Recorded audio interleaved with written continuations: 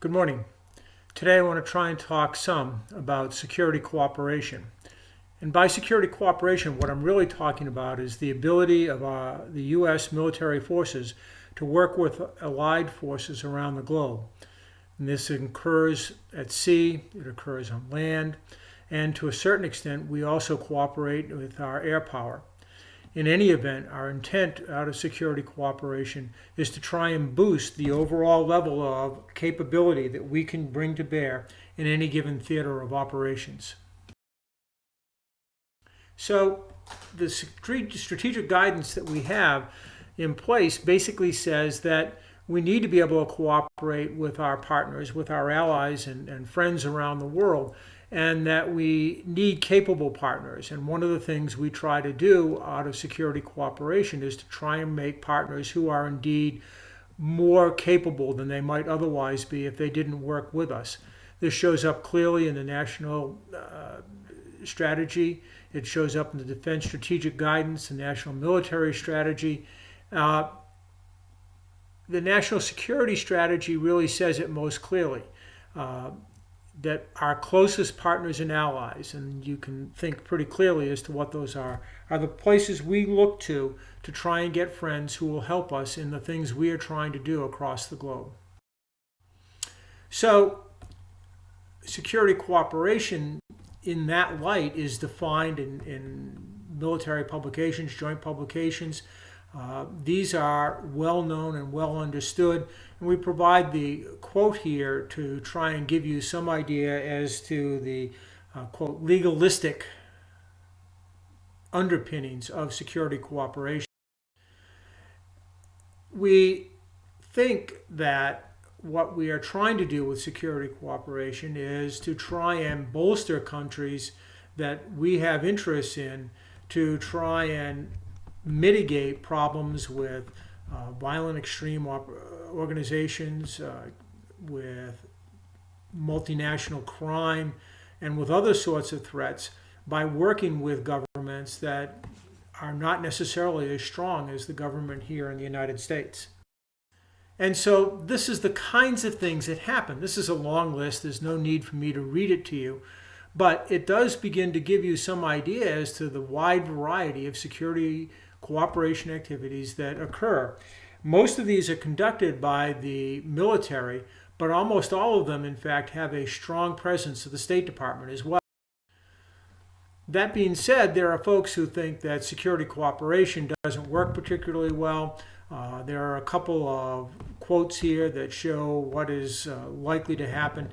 The last one is the one that I would really like to address, and I don't think that any of the security cooperation folks are arguing, or the people who support security cooperation are arguing that U.S. military capability should be reduced in order and then rely on others to do that.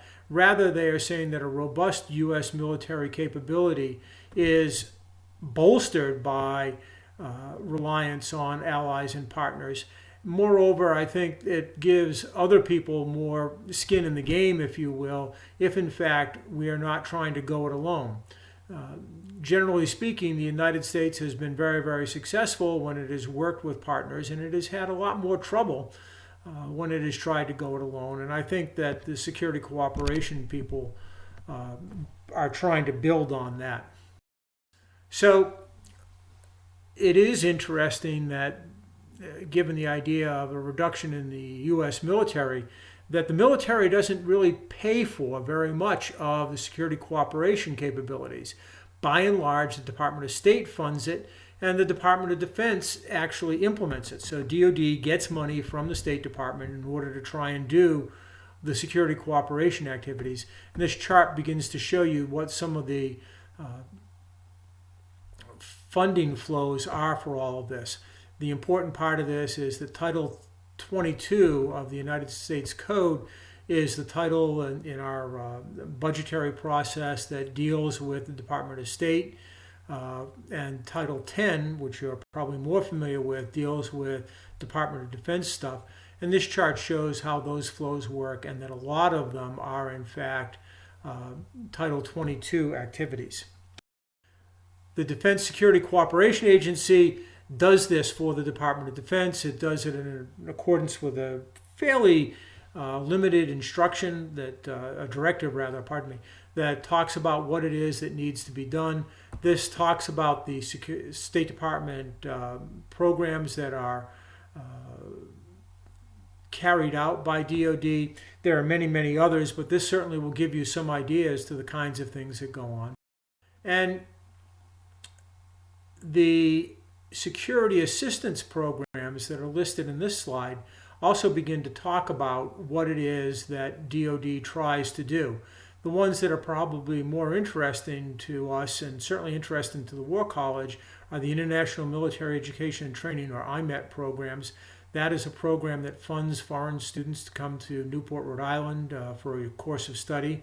And then we do foreign military sales and foreign military financing programs, which are of great interest. So there are also security cooperation programs that are really more done by DoD. This is a quick list of some of these. The ones that you will have encountered thus far in your careers almost certainly will be combined exercises and training programs that involve foreign militaries in one sort or another. For the Coast Guard folks, it is very, very common for you to be dealing in counter narcotics. And we also work very routinely, especially in disaster relief and recovery programs with the National Guard program that we have worked with. So when you look at the overall security cooperation programs, what you see are that the items listed in yellow on the left in the defense part of this Venn diagram are pretty much funded out of DoD. They tend to be things that happen incidentally, combined exercise, humanitarian assistance, disaster relief, those kinds of things. Things on the right in the purple part of the Title 22 stuff are things that are funded entirely by the State Department. And then this rather expensive part in the middle in red is stuff that is funded by the State Department and implemented by the Department of Defense. So